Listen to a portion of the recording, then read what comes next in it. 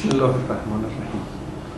مدت زیادیه که مردم چهره شما رو ندیدن و همین خاطر بسیاری از دوستان از ما میخواستن اگه فرصتی برای مصاحبه با شما به دست آوردیم اون رو به صورت دیداری انجام بدیم تا این کمبود جبران بشه. از اینکه فرصت حاضر رو در اختیار ما قرار دادید تشکر میکنیم. با توجه به اینکه فایل این مصاحبه از طریق شبکه‌های اینترنتی پخش میشه، به علت محدودیت‌های فنی این شبکه در این گفتگو به 2 سوال اکتفا میکنیم. امیدواریم بتونیم فرصت‌های دیگه‌ای هم داشته باشیم که در خدمت شما باشیم و سوال‌هایی که علاقمندان نهضت سبز با ما مطرح میکنن با شما در میان بگذاریم. عنوان اولین سوال: در هفته‌های گذشته صحبت‌هایی در مورد وحدت ملی صورت گرفته. ماجرا چیه؟ آیا گفتگوهای خاصی وجود داشته؟ اگه ممکنه مردم رو در جریان اونا قرار بدید. بسم الله الرحمن الرحیم. من چون اولین صحبت اینترنتیم هست سلام عرض میکنم خدمت همه مردم عزیزی که چهره بنده رو میبینن. البته میگم عکسینا از من زیاد چاپ میشه و همیشه از این مسئله ناراحتم. سعی میکنم عادت بکنم به این قضیه و خب حالا هم یک موردی است که حالا از این فرصت استفاده میکنم یه چند کلمه رو عرض میکنم.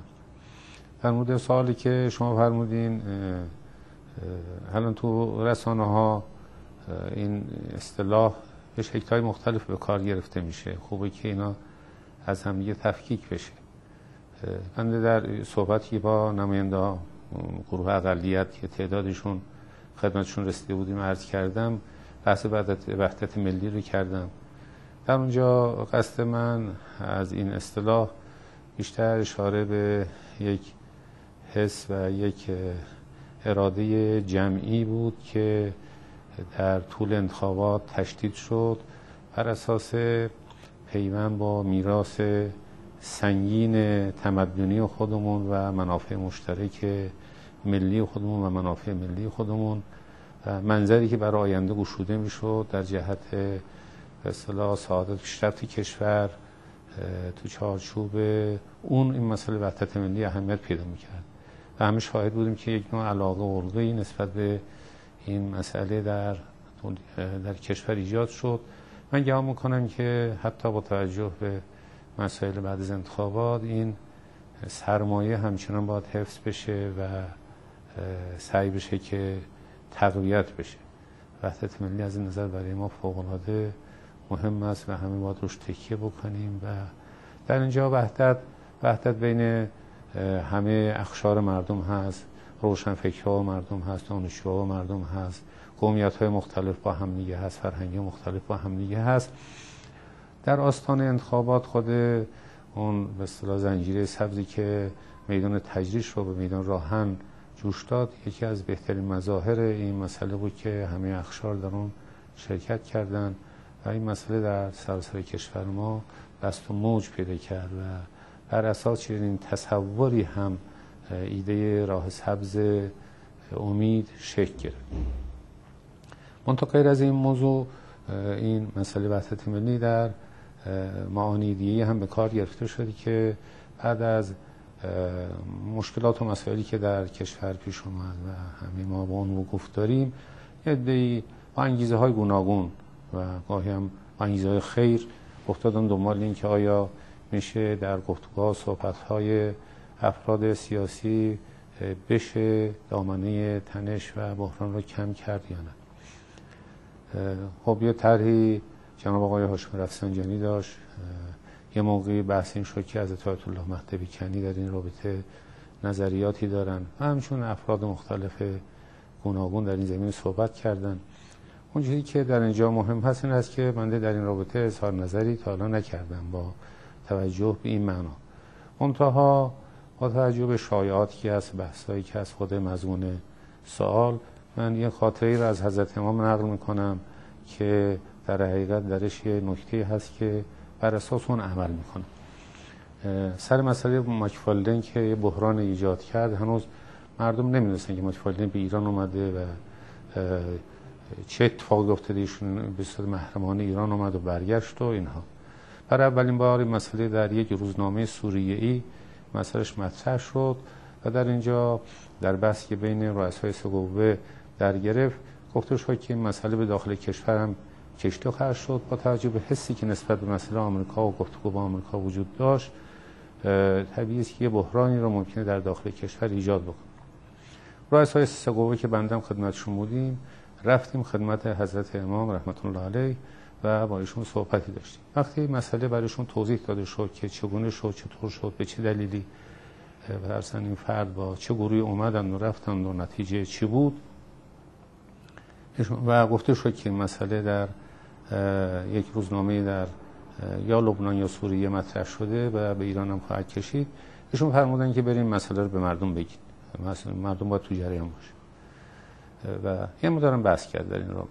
وقتی داشتیم بلند می‌شدیم ایشون یه جمله فرمودن که همیشه به عنوان یه جمله طلایی و مهم در ذهن بنده مونده. اون هست که ایشون فرمودن که هیچ موقع کاری نکنید که نتوانید به مردم توضیح بدهید.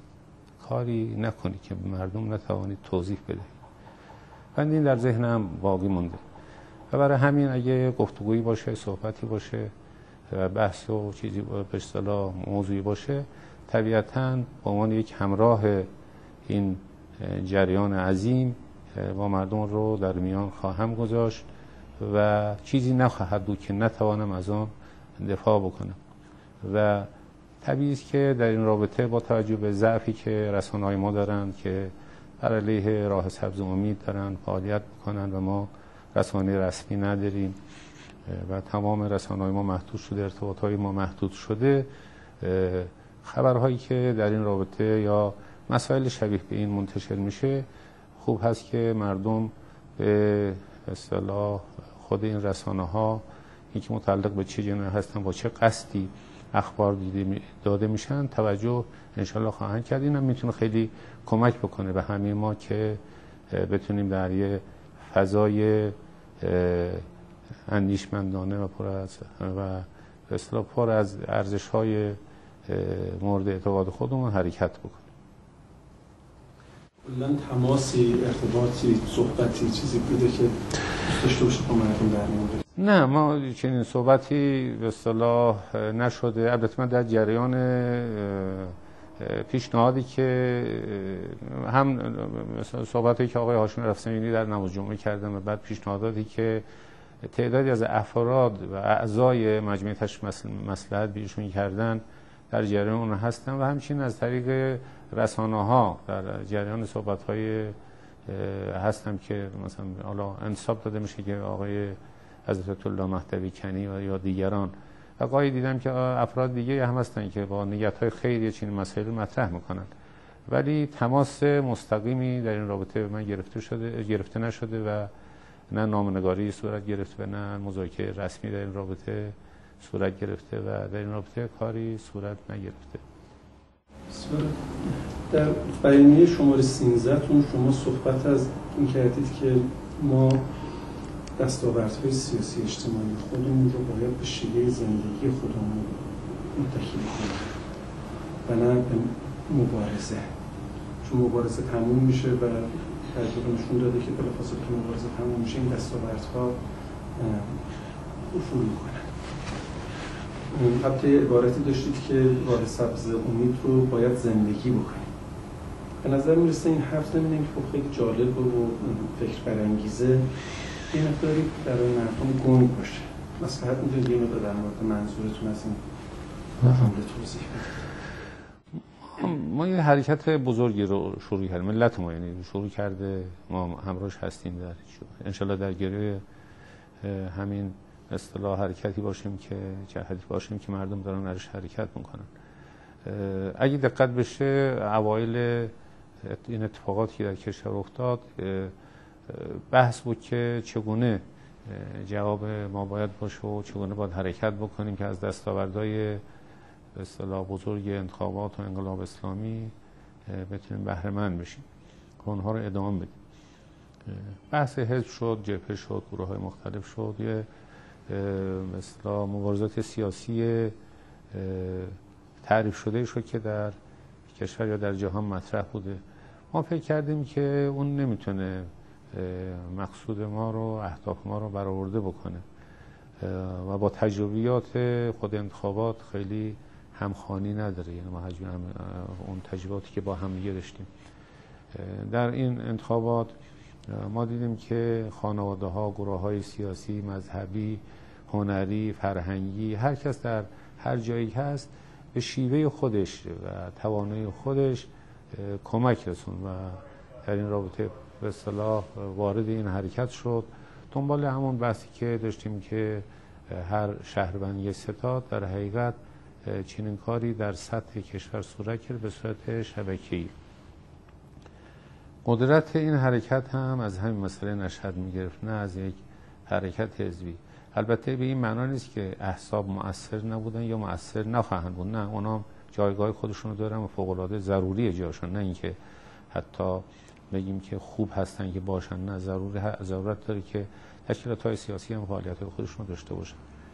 ولی برای ادامه به اصطلاح این راه و رسیدن به اهداف و آرمان‌ها که تحت عنوان ایران پیشرفته مطرح شده و برآورده کردن خواستای مردم و در حقیقت استیفای حقوق مردم، ما فکر کردیم که مسئله خیلی بازتر و گسترده‌تر با توجه به تجربه انتخابات باید پی گرفته بشه که همینجور هم شد و همین هم اعلام شد. در چنین نگاهی مهم نیست که هر کس چقدر کمک میکنه و چه شیوه کمک میکنه. اصل این است که یک اراده و نیت همگانی در سطح کشور ایجاد بشه، حتی در یک خانواده، حتی یک فرد به تنهایی، تا برسه به گروه ها و احزاب و تشکل هایی که سابقه دارن. هر کس در چارچوب همون فعالیت هایی که داره انجام میده و در حقیقت اونها زندگی میکنه بتونه به این حرکت عظیم کمک برسونه. من همیشه اعتقاد داشتم یک فرض کنین که آدم روشندلی، پیرزنی، پیرمردی، فردی که اصلا هیچ نوع نمیتونه در این فعالیت ها شرکت داشته باشه، همون در یک گوشه خونه‌اش یه دعایم میکنه، ما این رو به عنوان یک فعالیت در داخل شبکه قلمداد میکنیم تا برسه به فعالیت‌های سازمان یافته و منظمی که هست. امروز ما شاهد این هستیم که به صورت غیرعادی و استثنایی خلاقیت‌های هنری در میان گروه‌های هنری، دسته‌های هنری صورت میگیره. اینا هیچ کدوم تابع یک حرکت حزبی نیست، ولی متعلق به یک شبکه گسترده اجتماعی است.